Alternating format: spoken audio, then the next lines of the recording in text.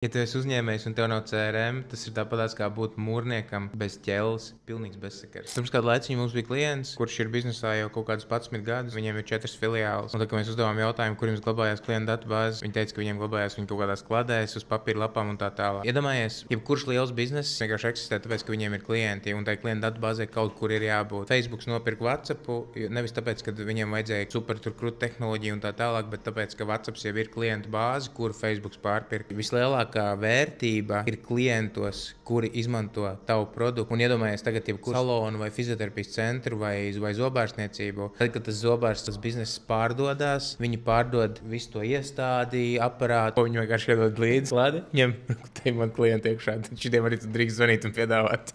Tā kā mūsu pakalpojumi tāds nenotiek reāli. Jābūt kaut kādai datubāzei, kaut kādai vietai, kur glabājās visa tā informācija, visu vēsturi, un to sauc par CRM. Un parasti lielākā atšķirība starp maziem uzņēmējiem un tādiem, kas jau domā par kaut kādām sistēmām, tie sāk izmantot CRM. Visbiežāk tādi, kur ir 1, 2, 3 un uz augšu darbinieki, ir jau vajadzīga kaut kāda kārtība, ir kaut kāda pārredzamība, kaut kāda lieta sakārtotība, un tad vienkārši ir jābūt CRM, nav variantu. Jebkurai lielai kompānijai tāds būs. Vienalga, kā viņš sauksies, vienalga, kā tā sistēma būs. Citiem būs pašiem kaut kāds tur programmēts, citiem tur būs vēl kaut kāds, bet viņiem reāli būs CRM.